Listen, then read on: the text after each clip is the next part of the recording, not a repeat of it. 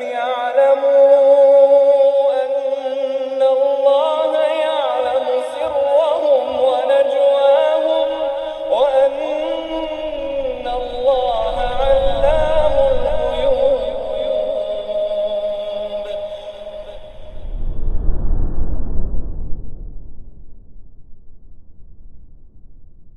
Bismillahirrahmanirrahim. Assalamualaikum warahmatullahi wabarakatuh. Innal hamdalillah nahmaduhu wa nasta'inuhu wa nastaghfiruh wa na'udzu billahi min shururi anfusina wa sayyiati a'malina may yahdihillahu fala mudilla lahu wa may yudlil fala hadiya lahu. Asyhadu an la ilaha illallah wahdahu la syarika lahu wa asyhadu anna Muhammadan 'abduhu wa rasuluhu la nabiyya ba'dahu. قال الله تعالى في كتابه الكريم يا أيها الذين آمنوا اتقوا الله حق تقاته ولا تموتن إلا وأنتم مسلمون فإن أصدق الحديث كتاب الله وخير الهدي هدي محمد صلى الله عليه وسلم وشر الأمور محدثاتها وكل محدثة بدعة وكل بدعة ضلالة وكل ضلالة في النار. Amma ba'd, ikhwas sekalian rahimakumullah, sebagaimana yang Anda janjikan pada sesi kali ini kita akan membahas di luar dari kitab kurikulum kita, ya. Di luar dari kitab biasanya kita, melainkan selingan untuk kita mengenal dua hal, yaitu usul fiqih dan juga fatwa. Usul fiqih dan juga fatwa. Baik, kita mengenal dua hal tersebut dan berusaha mengetahui pula magnificent atau kebaikan atau keutamaan usul fiqih. Apa itu usul fiqih, kemudian temanya apa, sumbernya dari mana usul fiqih itu, kemudian faedahnya apa, dan mungkin sedikit dari sejarah usul fiqih dalam khazanah keilmuan Islam. Baru kemudian kita akan bahas sedikit tentang fatwa insyaallah ta'ala. Baik, jadi pemetaannya, pembahasannya pertama kita bahas usul fiqih, pengertiannya, baik dari segi kosakatanya atau dari segi praktek ilmunya, dari segi definisi ilmu usul fiqih. Kemudian kita akan berlanjut insyaallah ke pembahasan temanya usul fiqih dan sumbernya usul fiqih, kemudian faedahnya. Baru setelah itu kita bahas fatwa insyaallah ta'ala. Dan Anda mengambil dari kitab Ma'alimu Usul al-Fiqhi 'inda ahli sunnah wal jamaah, karya Syekh Muhammad bin Husain bin Hasan al-Jizani hafizahullah. Jadi kitab ini Ma'alim Usul al-Fiqhi 'inda ahli sunnah wal jamaah ingin mentankih, yaitu membersihkan ilmu usul fiqih ini dari segi pelajaran daripada apa? Daripada syawaib atau keburukan-keburukan yang disisipkan oleh ahlul kalam. Karena usul fiqih ini sangat lekat dengan tariqah atau metodologi yang disebut metodologi mutakallimun atau metodologi mutakallimin. Ya, jadi penjabaran usul fiqih itu ada beragam macam. Ada satu, tariqah al-fuqaha, yaitu tata cara ahli fiqih dalam menjabarkan usul fiqih di kitab-kitabnya. Ya, itu biasanya membangun cabang-cabang permasalahan, kemudian barulah kaidah-kaidahnya. Dan kedua, tariqah yang kedua, tariqah yang disebut tariqah mutakallimin, tariqah ahli kalam. Itu biasanya penuh dengan atau banyak sekali istilah-istilah mantiq, dan ahli kalam di kitab-kitab tariqah mutakallimin ini. Tariqah, ya, fuqaha itu biasa dipakai oleh ulama mazhab Hanafi. Adapun tariqah mutakallimin itu biasa dipakai ulama Malikiyah, Syafi'iyah dan Hanabilah. Ya, tariqatul mutakallimin.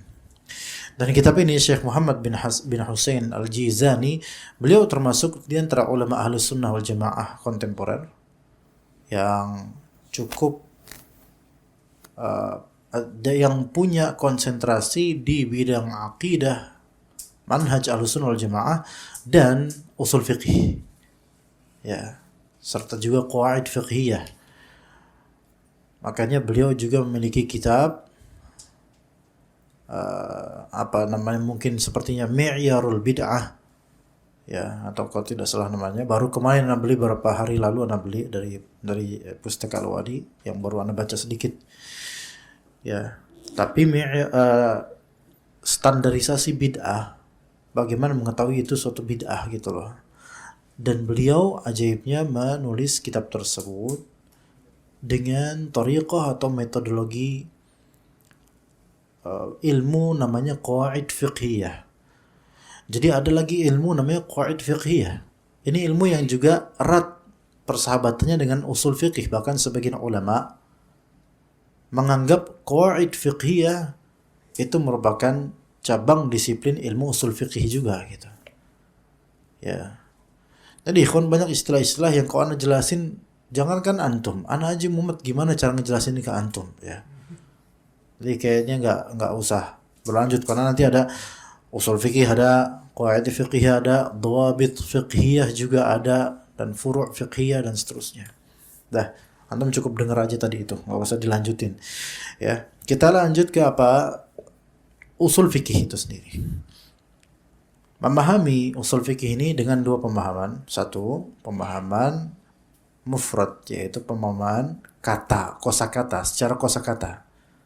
Ini biasanya disebut pemahaman bahasa secara kosakata. Usul itu apa? Fikih itu apa? Kedua, memahami secara terapan ilmu. Secara terapan ilmu yang mapan, usul fikih. Yang pertama dulu, usul, ya, dari kata usul. Ya. Ada yang punya usul gitu misalnya. Sama nggak kira-kira? Ya beda. Kalau di Indonesia usul ya beda. Ya, kalau U-nya diganti O jadi niatan sholat, usolli, ya beda. Ya, usul, ya, usul itu dalam bahasa Arab dari segi bahasa merupakan bentuk plural dari asal, bentuk plural dari asal, jamak dari asal. Asal itu artinya apa?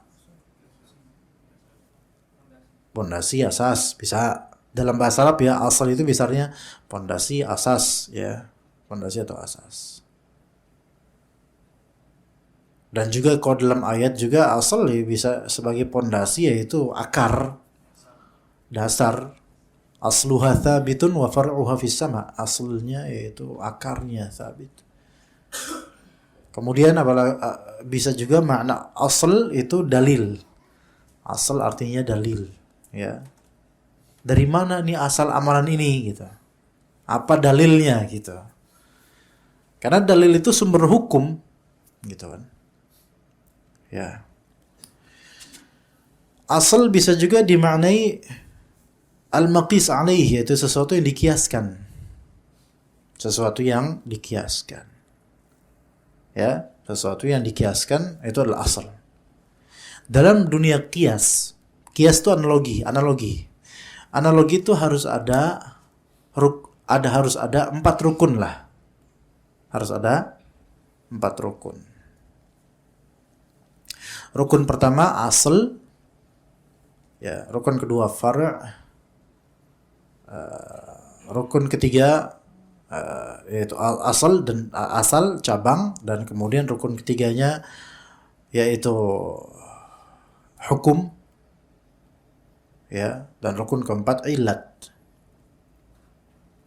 Kalau antum menganalogi sesuatu harus punya 4 perkakas ini. nggak punya salah satunya nggak bisa jadi. Ya, satu asal, dua cabangnya, ketiga apa tadi? Hukum, keempat ilat. Ilat itu sebab, kaus. Ya. Misal, Bapak namanya siapa Pak? Mau nggak dijadiin contoh di sini? Mau, beneran? Ridho ya insya Allah. Pak Angga. Misalnya ini Pak Angga. Ya. Bener nggak? Ya kan, bener kan? Enggak, ini tulisan. Khalid. Fulan bin Fulan. Ya. Ini Khalid. Pak Angga. Ini aja Pak ya. Susah juga nih. Ini Khalid. Oke, beda nggak? Ada persamaan nggak? Ada pasti. Oke, coba lihat beliau ini persamaannya apa.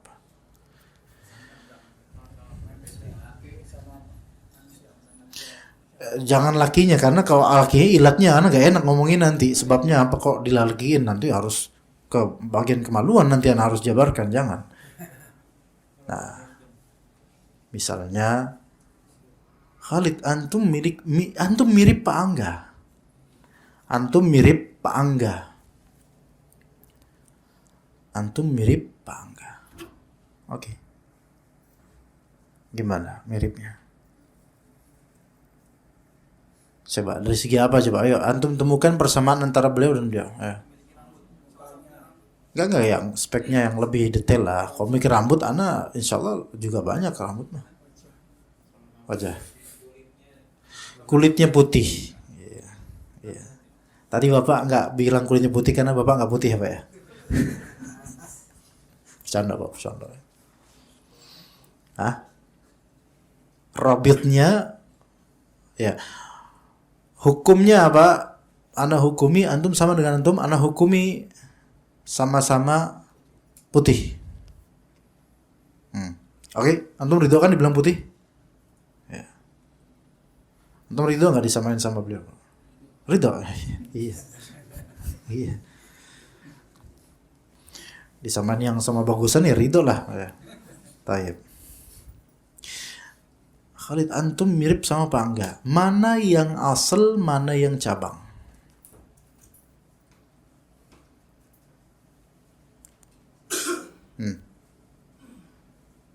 Mana yang pokok, mana yang cabang? Dasarnya mana? Ana mentasbih menyerupakan antum dengan beliau. Mana yang pokok, mana yang cabang?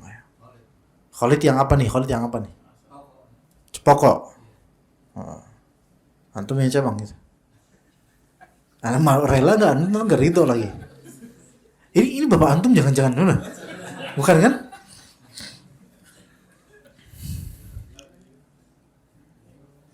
Yang diserupakan di sini beliaulah asal. Iyalah beliau asal. Antum kayak beliau, berarti antum cabang karena di belakang ana udah ada beliau duluan. Gitu ya.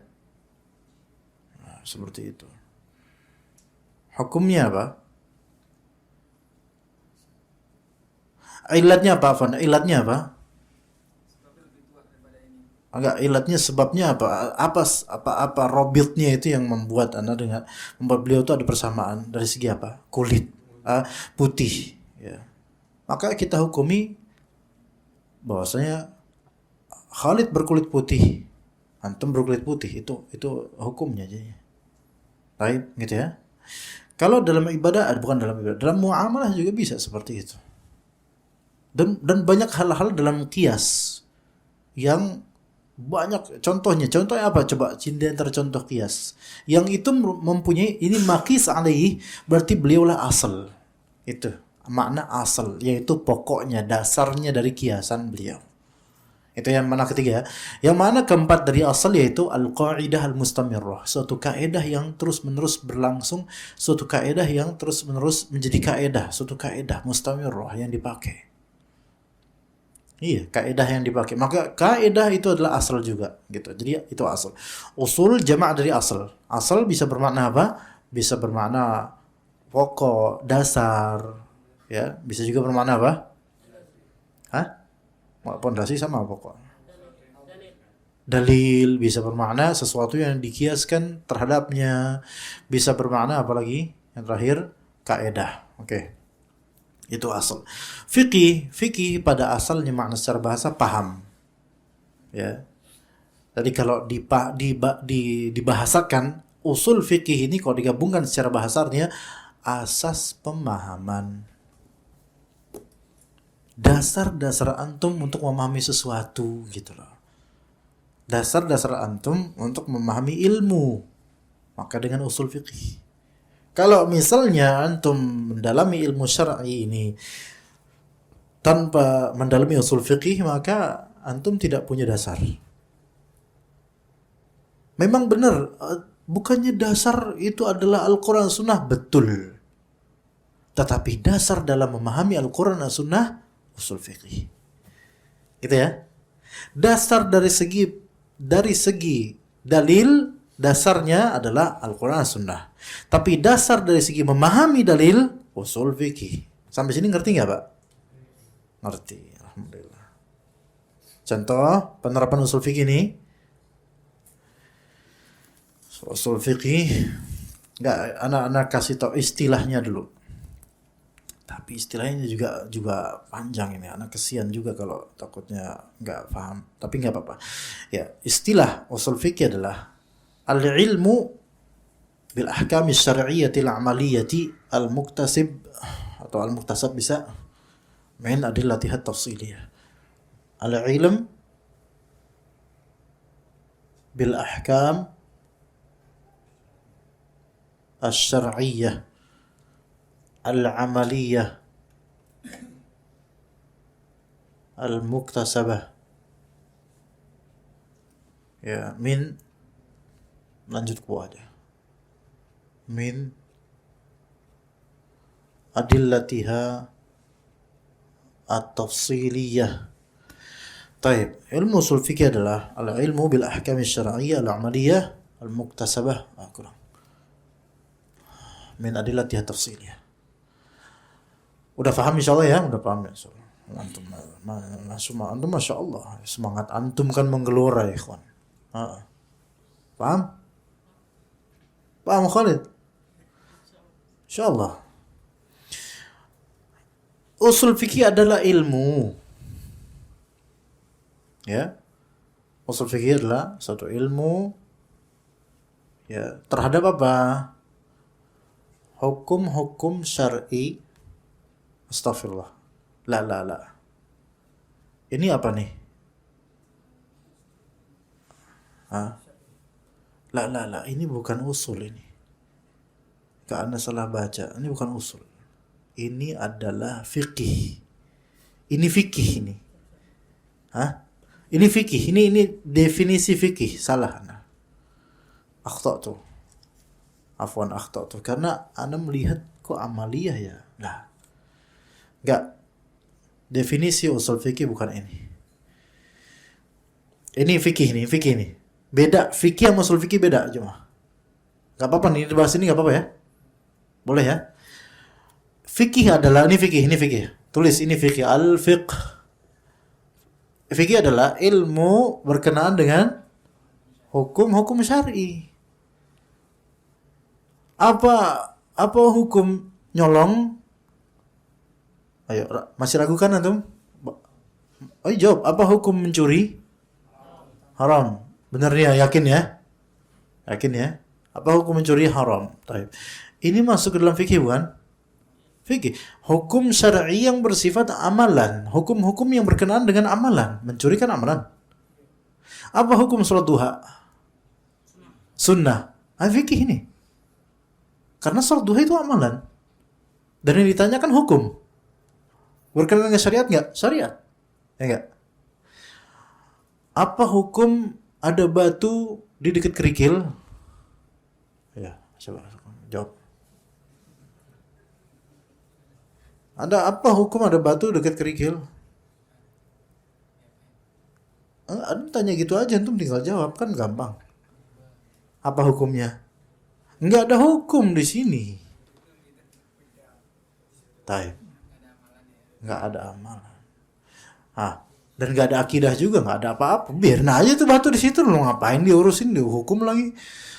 Apa hukum punya tompel di punggung? Nggak ada hukumnya. Lah itu hukum, itu namanya hukum ya, bisa hukum kauni, takdir, namanya takdir itu namanya. Kenapa nggak dihukumi? Karena dia tidak ada kaitan dengan syariat. Syariat nggak ngatur itu, ya kan? Kemudian itu bukan suatu amalan. Menompelkan diri di belakang, nggak ada. Qadarullah. Taib ya. Jadi fikih itu ilmu tentang hukum-hukum syar'i yang sifatnya terapan. Ini terapan yang praktis, yaitu suatu ada kaitan dengan amalan gitu loh. Maka semua pembahasan amalan yaitu pembahasan hukum terhadap amalan itu adalah pembahasan fikih. Tapi kan namanya fikih kan syariat ya. Maka harus ada dalilnya gitu loh.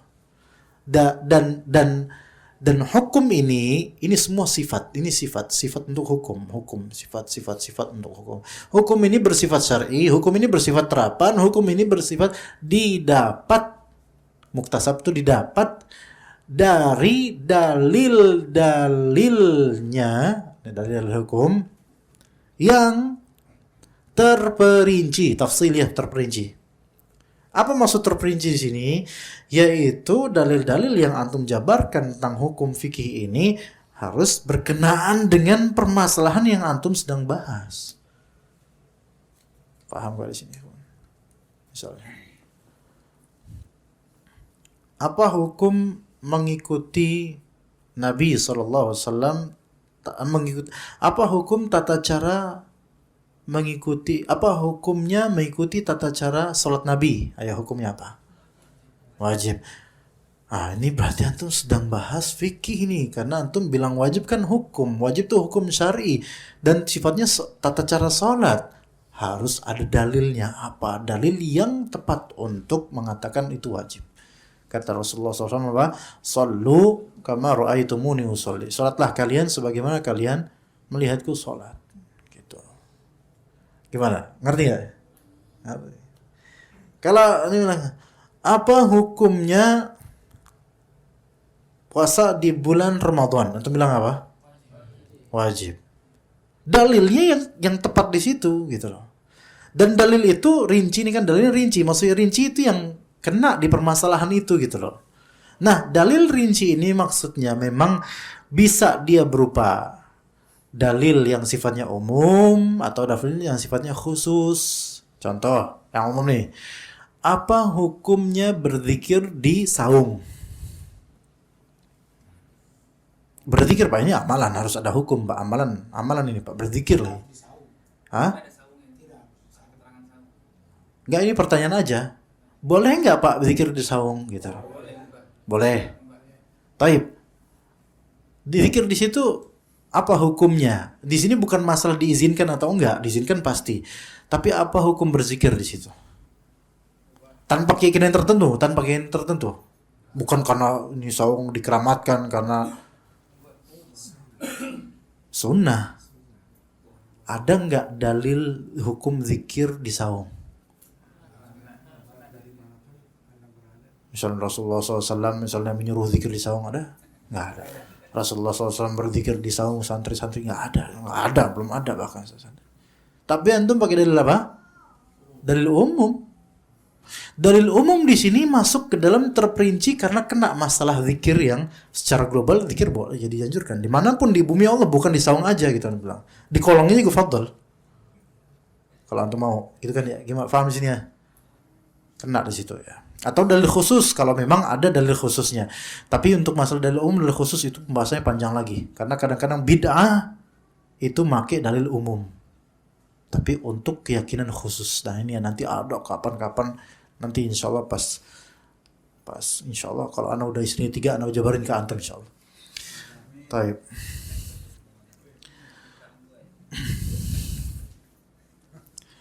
Nggak usah gagal fokus Pak, antum kiraan gini ketawa antum. Taib, kita ke usul fikih. Usul fikih ini intinya di sini. Usul fikih kita belajar usul fikih. Usul al-fiqh. Ini pembahasan penting, ikhwan. Sekali-kali kita refreshing dari kitab yang biasa kita kaji, karena kita biasa berkaitan dengan usul fikih dan kitab fatwa sebenarnya. Karena menjanjikan antum untuk memahami ini dulu nih, biar ada gambaran. Ini berkaitan dengan ilmu juga, jadi tetap relevan dengan ilmu-ilmu, dengan kitab tersebut insyaallah. Usul fikih itu, nah ini pahami bagi. Usul fikih itu adalah bisa juga ya. Ini usul fikih ilmu ya, maksudnya ilmu usul fikih adalah al-ilmu, kelihatan nggak? Kekecilan nggak? Kekecilan. Ini deketan makanya antum ngapain di sana? Al-ilmu bil adillati. Ya. Enggak, bukan bil adillati. Enggak pakai al. Al-ilmu bi. Kalau tulisan ana agak jelek, ana sengaja emang. Selain karena dari sananya juga jelek. Bi adillatil fiqh al-ijmali. Ini ijmal ini lawan dari tafsili. Kemudian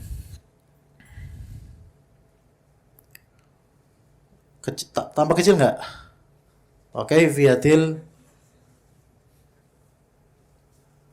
al-istifadati minha. Aduh, agak susah juga sih. Di kamera kecil nggak? Lihatnya. Hah? Tapi kecil. Ya, siapa suruh nggak datang? Siapa suruh online? Kemudian, ya, wahalil mustafid. Alah, masya Allah. Pahami baik-baik, ikhwan. Karena usul fikih ini erat kaitannya dengan fatwa, dengan ijtihad, dengan muqallid, mujtahid, gitu. Erat. Ketahuilah bahwasanya ilmu usul fikih ini cuman 3 garis besar yang menjadi temanya. Ini definisinya. Ilmu usul fikih adalah mengetahui apa? Kalau kan mengetahui apa? Hukum-hukumnya dengan dalil ya. Ini ilmu usul fikih mengetahui apa? 1. Adillatil fiqhil ijmaliyah, dalil-dalil fikih yang global. Jadi dalil fikih itu ada 2. Dalil terperinci dan itu untuk masalah hukum fikih, dalil global dan itu untuk masalah fikih.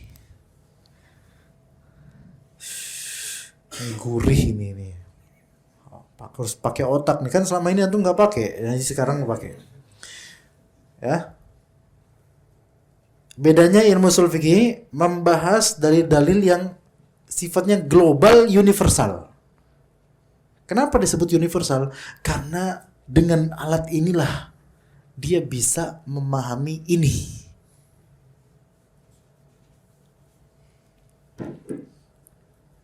Gimana Pak? Gak apa-apa. Malah saya senang Pak, kalau jawaban itu malah saya senang. Ibaratnya gini Pak, antum kalau misalnya mau masuk ke suatu ruangan perlu kunci, ya. Untuk mengetahui isi dalam box, antum perlu kunci, gitu kan? Kunci ini dalil ijmali. Setelah antum buka, antum bisa melihat apa di dalam box. Ini dalil tafsili, gitu. Gimana? Kenapa kunci ini disebut ijmali? Ya, misalnya ada banyak box dan ada kunci T. Kunci apa yang bisa untuk banyak hal tuh? Kunci yang untuk bisa banyak seri gitu loh.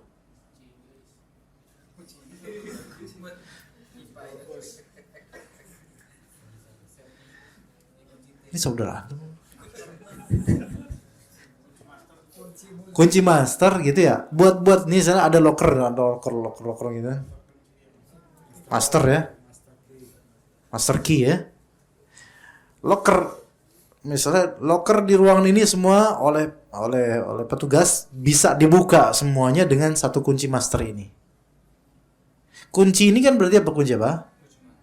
Mujmal, global. Ini ibaratnya ini, usul fikih ini. Dia bisa ngebuka banyak dari semua loker itu. Dan antum nggak bisa tahu persis apa isi dari tiap loker kecuali dengan kunci ini. Paham nggak? Ini namanya sesuatu yang universal untuk membuka sesuatu yang sifatnya rinci. Gimana? Mulai paham? Anak kasih contoh. Taib. Sallu tadi apa? Apa hukumnya meniru tata cara salat Rasulullah SAW secara umum? Apa hukumnya? Wajib, oke. Diperintahkan, wajib. Ini sekarang berarti pertanyaan fikih atau pertanyaan usul fikih?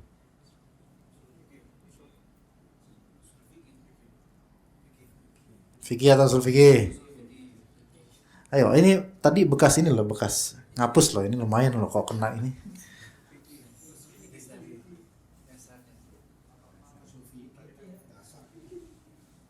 Wah, bapak nih. Usul fikih. Apa hukumnya meniru tata cara salatnya Rasulullah SAW?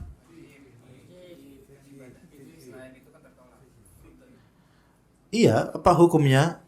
Nah, wajib ngapain? Wajib meniru. Itu perbuatan bukan? Fikih atau usul fikih? Fikih atau usul fikih, Pak?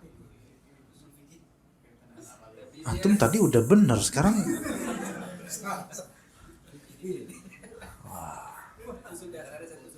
antum udah buka puasa belum sih? Sebenarnya udah buka puasa? Udah. Jangan-jangan error gini nggak buka puasa lagi tadi.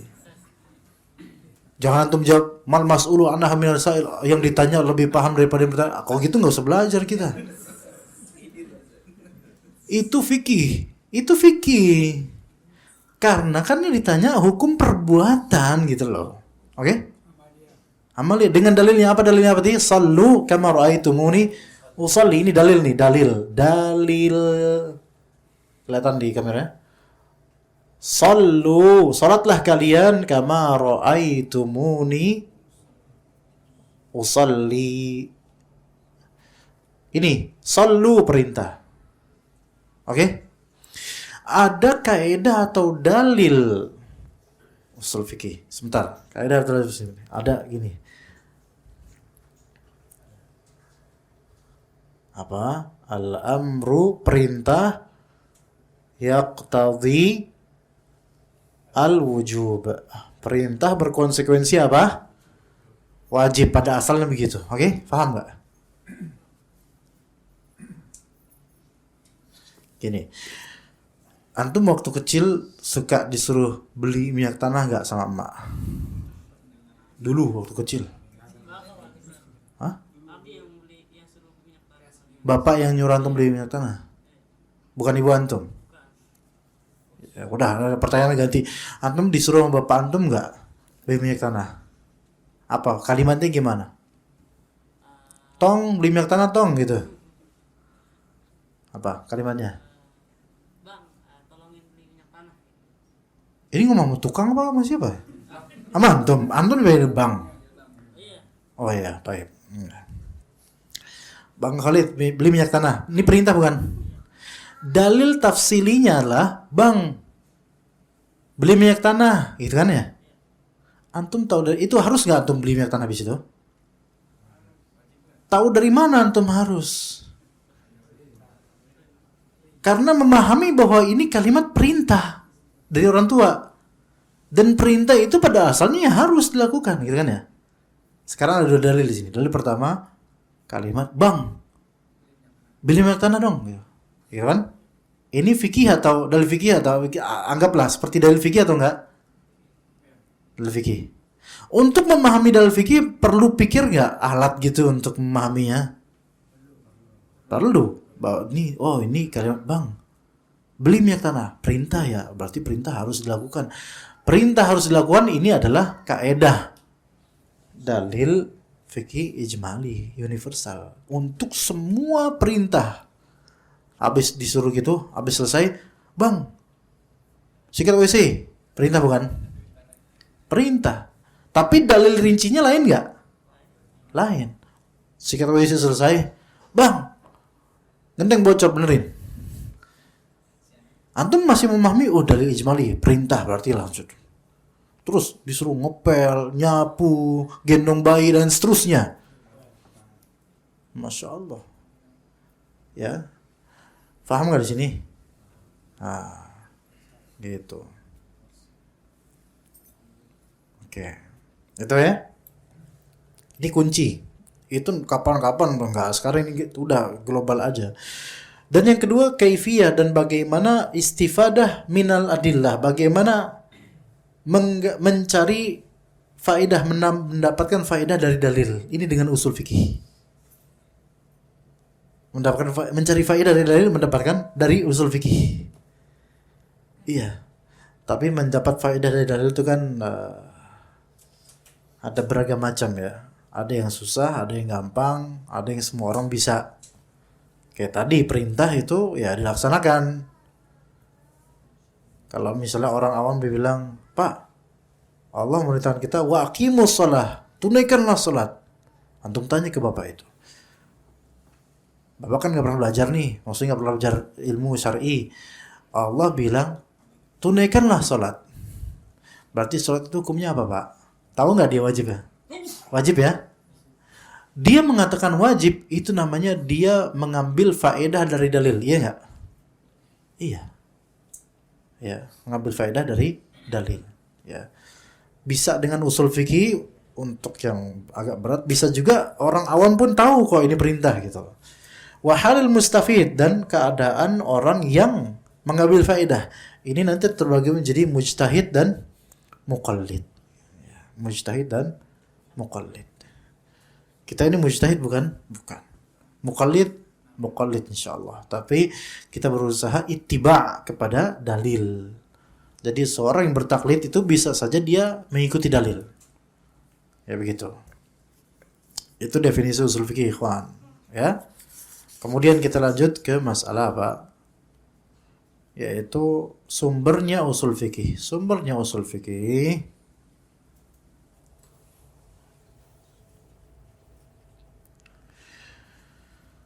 Sumbernya usul fikih yang pertama tentu nas Al-Quran dan Sunnah.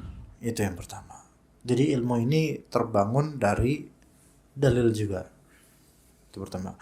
Kedua dari athar sahabat dan tabi'in. Salaf lah pokoknya. Dari athar sahabat dan tabi'in. Yaitu dari riwayat-riwayat sahabat dan tabi'in. Karena usul fikih ini belum menjadi ilmu mapan di zaman tabi'in atau sahabat. Apalagi belum ada ilmu ini. Secara mapan belum ada. Tapi para sahabat menggunakannya secara praktek tanpa diformulasikan menjadi suatu disiplin ilmu, enggak. Ya. Kemudian juga di antara sumber ilmu ini yaitu kaidah bahasa Arab. Kaidah bahasa Arab. Bahkan boleh dikatakan, bisa dikatakan 75% ilmu usul fikih, pembahasan usul fikih itu adalah pada hakikatnya pembahasan bahasa. 70% atau lebih bahkan. Ya. Ilmu usul fikih itu pembahasan bahasa. Bahasa Arab maksudnya. Iya. Jadi kalau seseorang mempelajari ilmu usul fikih rutin dan dia nggak belajar bahasa Arab, nggak bakal jadi, insya Allah. Bukan ngedoain, tapi memang nggak bakal jadi. Karena harus jadi korin itu.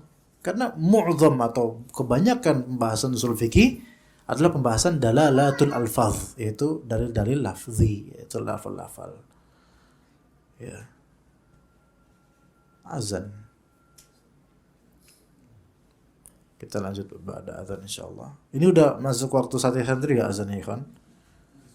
Masuk, fadhil. Azan.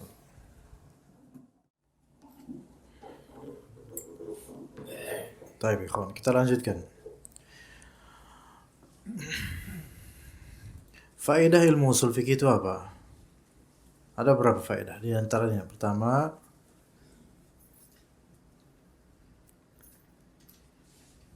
dhabtu usulil istidlal, yang maknanya dhabt, yaitu menepati dasar-dasar pendalilan, asas-asas pendalilan. Jadi dia tepat dengan asas pendalilan.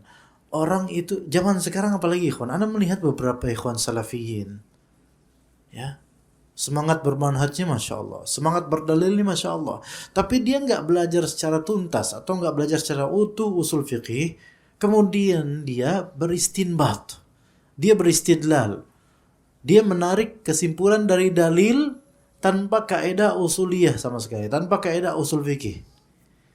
Hanya sebatas oke, kalau misalnya itu sesuatu yang mungkin mudah dipahami seperti apa hukumnya sihir? Haram. Dalilnya apa? Ayat sihir ada. Itu gampang emang. Udah semua orang juga tahu. Tapi kadang-kadang ada sesuatu yang sifatnya daqiq atau tafsil, rinci atau detail yang kemudian membutuhkan dalil dan ijtihad atau pendalilan yang mendalam. Ya. Dan ternyata orang ini berani untuk mengatakan, nih misalnya kemarin ada seseorang talibul ilm, insyaallah, karena postingannya itu sering ke ilmu. Alhamdulillah semangat bermanhaj, semangat berdalil, tapi Anda merasa ini kurang sempurna gitu, belum belajar dengan baik mungkin. Beliau ini berhasil, kata beliau, merupakan kenikmatan istri saya tidak punya akun FB gitu, karena menghindari curhat atau semisalnya, atau ya pokoknya menghindari syubhat atau apa, menghindari curhat lah gitu, kadang-kadang perempuan curhat. Maka terus saya bilang, tapi media sosial itu kan bukan cuma FB doang. Seseorang mungkin nggak punya akun FB, tapi bisa nggak dia curhat lewat status FB, status WhatsApp? Bisa ya?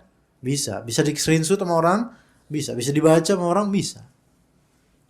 Alhamdulillah nggak punya itu juga. Jadi FB, istri nggak punya FB, nggak punya WhatsApp, nggak punya apa. Media sosial nggak punya di zaman ini. Terus dengan senangnya hati dia bilang, ya anak alihkan aja ke kitab-kitab ulama dan seterusnya. Gimana? Menurut antum gimana? Zaujah, istri diisolir dari media sosial walaupun WhatsApp nggak punya, dan hanya disuruh untuk ngurus anak dan baca kitab. Gimana menurut antum? Nah, gimana Pak? Bapak yang mungkin sudah berusia ini tidak muda lagi kan, maksudnya bahkan yang berusia tidak muda lagi pun diisolir dari itu kadang-kadang nggak bisa Pak. Ibu-ibu tua misalnya, istri-istri yang tua itu. Taib itu haknya ya, haknya. Tapi alasannya apa? Untuk menghindari syubhat, menghindari ikhtilat, menghindari ini, menghindari pandangan mata yang haram dan seterusnya kan? Pertanyaan anak kemudian, itu emang perempuan doang yang nggak boleh? Paham nggak maksudnya? Nah, laki-laki kira-kira malah kalau masalah pandangan mata laki-laki lebih bermasalah, kata Anda. Dan iklan-iklan sekarang, masya Allah, antum buka Instagram aja banyak hasil tiktokan orang-orang. Nah, seharusnya maksud Anda lebih fair dong kalau memang antum melarang istri antum kayak gitu karena ilatnya adalah, sebabnya adalah menghindari syubhat dan syahwat, ya antum terapkan untuk diri antum gitu kan ya. Iya sama, karena sama aja, bahkan bisa jadi laki-laki itu lebih liar lagi gitu loh. Kenapa antum nggak baca kitab ulama saja udah sudah? Kenapa antum kenapa antum punya WhatsApp misalnya? Ya kan? Apa dalilnya kemudian dia? Nggak, anak pakai dalil supaya valid, pakai dalil. Apa dalilnya? Ar-rijalu qawwamuna 'alan nisa. Laki-laki itu pemimpinnya perempuan. Enggak kena di sini. Betul itu sahih Al-Qur'an, tetapi enggak ke sini arahnya. Paham enggak di sini? Enggak nyambung antara mengisolir istri dari media sosial. Iya, laki-laki punya hak untuk memerintah dan mengatur perempuan, betul. Tapi kan yang kita permasalahin bukan di masalah laki-laki merintah perempuan, bukan di situ. Yang nama saya adalah, nah ini orang kadang-kadang beberapa thalibul ilm atau beberapa ikhwan yang mereka mungkin ngaji dengan ustadz kibar tentang manhaj, kita harus berdalil, pokoknya ikuti dalil, jangan ikut fatwa ulama. Dia berfatwa. Bahkan fatwanya ini ngawur, jauh api daripada panggang. Ya, ini malah main-main dengan Al-Quran jadinya tanpa kaidah usul fikih, nggak kena dalil dengan ini tuh nggak kena, nggak nyambung. Ya, terlepas dari polemik antara orang yang berteorikan flat earth atau globe earth, ya, FA atau GA, FA apa, FA atau GE gitu lah, terserah namanya apa. Tapi yang kita lihat, anak menganggap bumi itu bulat. Anak ikut aja udah kelas ya. Karena bukti-buktinya juga, saintifiknya juga mungkin lebih baik, lebih benar. Wallah alam itu udah, anak juga nggak bakal berdebat sama orang yang flat earth, itu flat earth ya. Udah itu, udahlah, go to the sea aja lah gitu. Nah, idza faqat ilal bahr lah gitu. Nah, tetapi ya karena lihat beberapa dari orang-orang flat earth ini yang, anak mohon maaf ini kalau ada yang muka rata, mohon maaf ini. Nah, ini kadang-kadang pakai dalil-dalil yang sebenarnya itu dalil bukan menunjukkan bumi itu rata, flat, seterusnya flat atau bulat, bukan. Iya, bukan. Sebelah kanan ada yang berdalil dengan Ya'juj Ma'juj. Kalau memang bumi itu bulat dan benar ada satelit di antariksa sana dan bisa melihat bumi, seharusnya Ya'juj Ma'juj sudah kelihatan dong sekarang. Gimana coba. Untuk membantah yang berpemahaman bumi itu bulat loh. Kan yang bumi bulat berarti kan udah ada satelit dan bisa melihat bumi gitu loh. Kan Ya'juj Ma'juj banyak dan seterusnya. Kenapa nggak kelihatan sekarang? Kenapa antum nggak sekali ngomong kenapa Dajjal belum kelihatan? Dajjal ada nggak sekarang? Di hadis siapa sahabat yang dulu di Nasrani itu? Allahu musta'an. Tamim ad-Dari, ahsan. Kan ketika itu tersesat ke sebuah pulau. Pulaunya kira-kira di bawah tanah atau di atas tanah? Di atas tanah. Taib. Ya. Bumi itu bulat, kemudian harusnya ada antariksa dan ada kamera yang bisa melihat itu detail gitu. Tapi dari kemudian ada seonggok makhluk yang berbulu mengajaknya masuk, kemudian ketemu itu ternyata Dajjal gitu. Rasulullah SAW itu Dajjal benar itu. Iya. Nah, kenapa nggak sekalian bilang Dajjal itu kan udah ada, bener Dajjal udah ada kan? Hanya masih terkurung dia, Allah Ta'ala belum bebaskan. Dajjal hidup sekarang, ada Dajjal hidup. Sejak zaman Nabi pun ada, gitu kan? Ini akidah bukan? Akidah. Kenapa nggak sekalian teman-teman flat earth itu nanya, karena sudah ada ilmu astronomi dan bisa melihat bumi gitu. Kenapa nggak kelihatan itu Dajjal? Ya kan? Ya. Kira-kira apakah Allah akan memperlihatkan atau enggak? Itu kan bukan urusan bumi itu bulat atau kan enggak di situ. Ini orang kadang-kadang pakai dalil-dalil untuk sesuatu yang sebenarnya nggak kena dengan itu. Jangan dipakai. Dan anak katakan rata-rata yang berdebat, yang betul-betul membawa dalil-dalil tentang flat earth itu, anak lihat rata-rata mereka nggak belajar mapan usul fikih. Jadi ngaco deh ini pakai dalil. Tafadhol antum silakan ikut pemahaman itu, silakan. Mungkin itu lebih menenangkan antum. Tetapi ketika antum pakai ayat, pakai dalil, berarti antum bicara agama. Bumi bulat, bumi datar ini bukan masalah agama tadinya. Tapi ketika antum sangkutkan dengan dalil Al-Quran Sunnah, antum sedang bicara agama, hati-hati. Gitu. Nah, maka tanpa ilmu usul fikih ini nggak bisa tanpa dasar istidlal langsung menyimpulkan, nggak bisa. Ya. Nah, ada namanya istidlal, mengambil dalil, ini masih umumnya mudah. Maksud bukan umumnya mudah, dengan kaedah itu mudah. Tapi ada yang namanya istinbat. Istinbat ini lebih berat daripada istidlal. Kalau istidlal umum ya, misalnya apa hukum salat? Wajib. Dalilnya apa? Wa aqimus shalah. Ini istidlal. Sekarang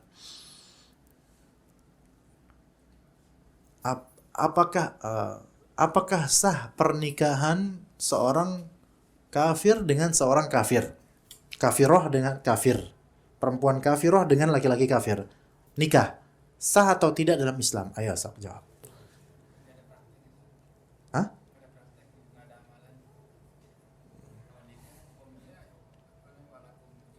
Lakum dinukum walidin.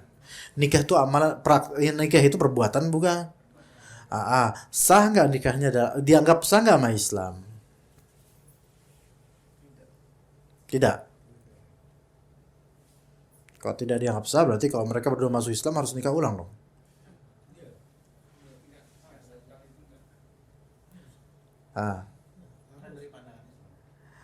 Inilah namanya fatwa. Antum menjawab pertanyaan Anda, itu fatwa.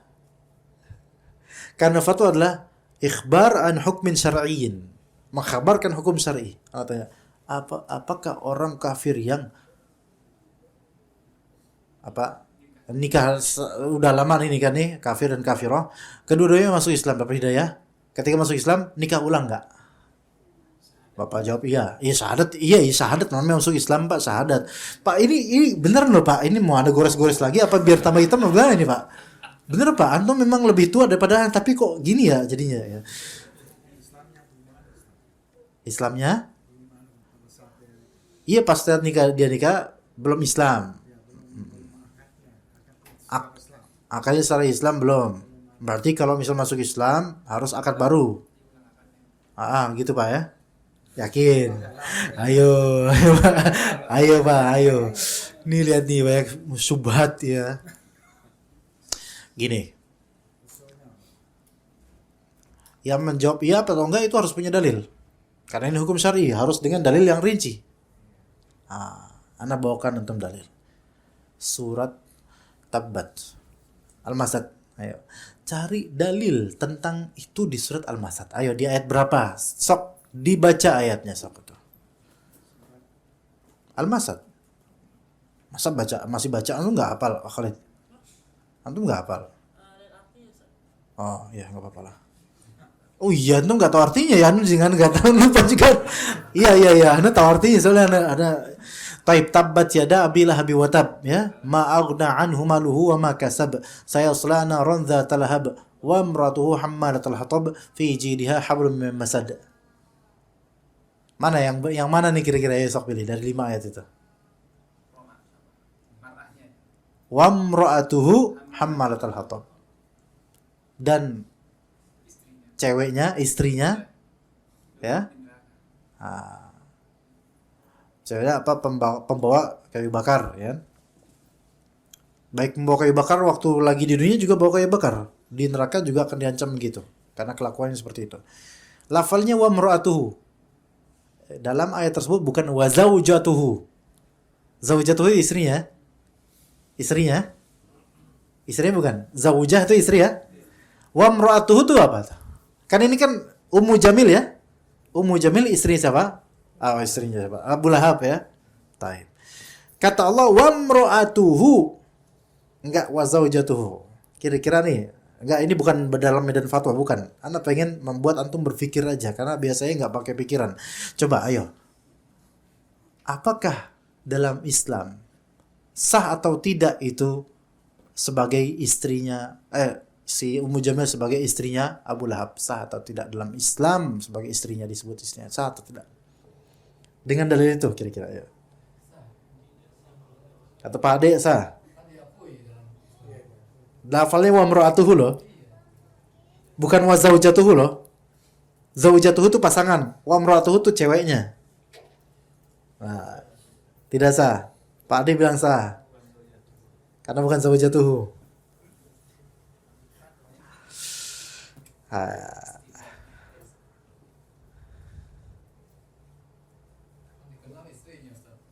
Iya, itu dikenalnya secara masyarakat, enggak secara Islam misalnya.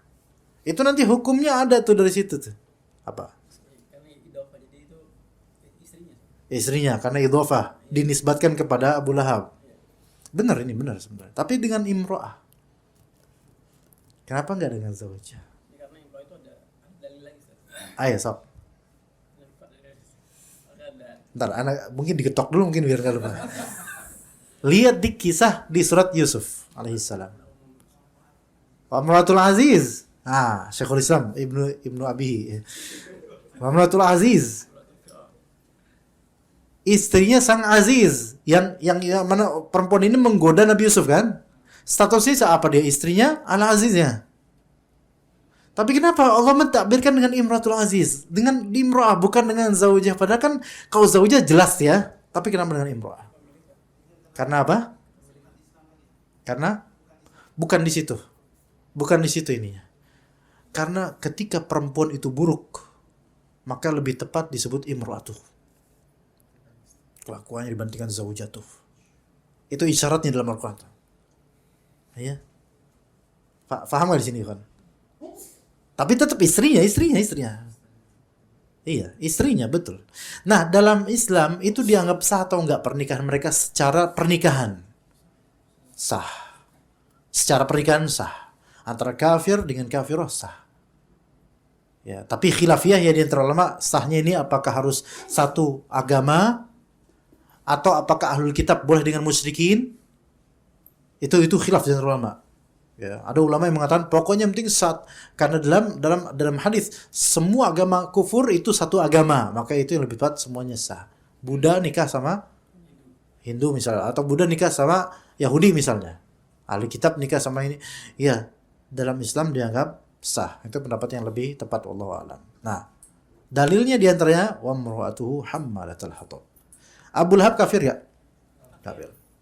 Siapa namanya? Ummu Jamil kafirah. Allah nisbatkan wamra'atuhu idhofah. Tapi kenapa pakai imra'ah enggak zaujah?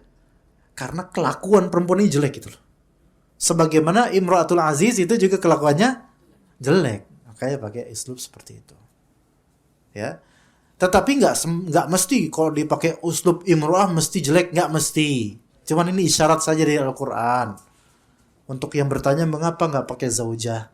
Karena kadang-kadang dalam uslub Arab itu istrimu diganti imra'atuk. Bisa juga. Tanpa maksud untuk meremehkan. Contohnya. Setiap yang ma'ruf itu sedekah, kata Nabi SAW. Setiap yang baik, itu sedekah. Antum senyum sedekah. Antum ngasih sedekah. Antum buang kerikil, buang apa? Duri dan semisalnya. Halangan itu sedekah. Ma'ruf. Terus juga Rasulullah SAW berkata. Ya. Bahkan sampai suatu luqmah tad'u fi fimra'atik.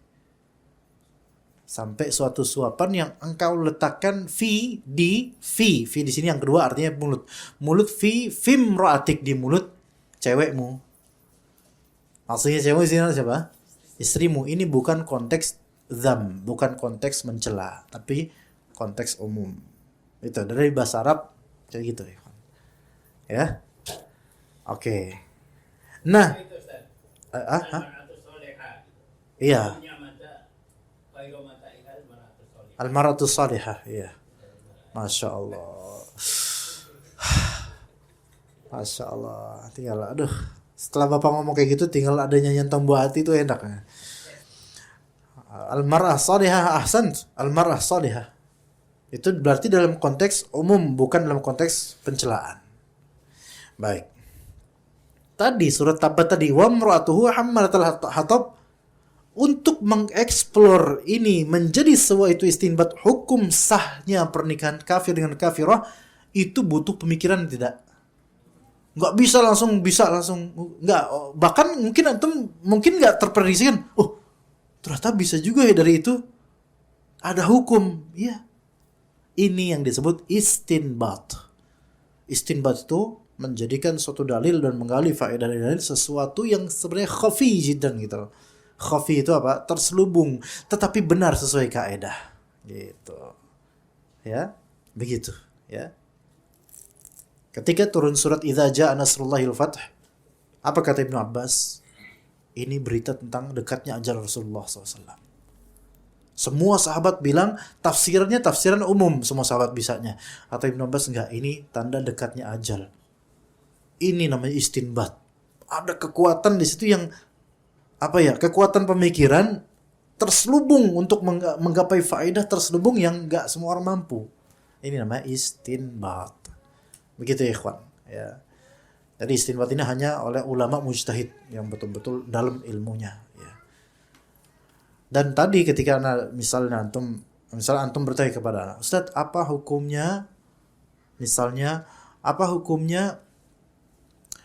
eh, istisna, minta dibuatkan Indomie ya kepada pembeli, bukan kepada anak nggak mau.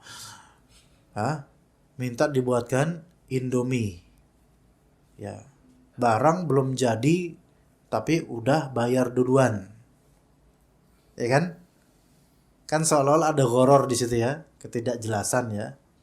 Kalau misalnya antum beli, misalnya Anda mau membeli spidol, Anda jual spidol, Anda jual akhi, pada antum spidol, berapa harganya, sekian sekian sekian, tapi Anda belum punya barang, belum ada barang, ini nggak boleh. Ini menjual apa yang tidak dimiliki, ya kan? Sekarang mie ada kering, mie kering di tukang bubur itu loh, tukang apa namanya, warkop, ya kan? Bukan mie aja, apa bubur jo, nah, apa Barkah, gorengan mungkin, bubur ayam, kopi, ya kan? Teh, ya kan? Itu semua akadnya istisna, ikhwan. Karena kan masih di tempat masing-masing gitu. Kopi belum disdu, ya. Bang, kopi bang. Ya. Bukan antum, ya. Bang, kopi bang.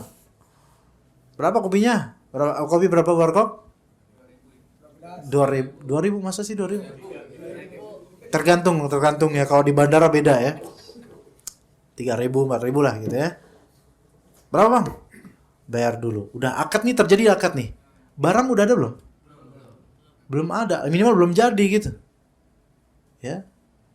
Tapi selama ini namanya akad istisna, minta dibuatin, maka bisa. Halal. Boleh. Iya. Minta dibuatkan namanya. Seperti kumas. Pakaian istisna. Barang belum, pakaian udah ada belum? Belum ada. Kalau pakaian udah jadi, itu jelas ya. Ini berapa harganya? 200.000. Nah beli. Nah ini jual beli biasa. Itu semua ketika antum nanya Anda, Ustaz, apa hukum istisna untuk mie ayam misalnya? Anda jawab, boleh. Itu fatwa bukan? Fatwa. Karena fatwa adalah ikhbar an hukmin syar'iyyin, mengkhabarkan suatu hukum syar'i. Walaupun Anda nggak sebut dalilnya apa, tapi Anda menjawab, itu namanya fatwa. Wadi'ah.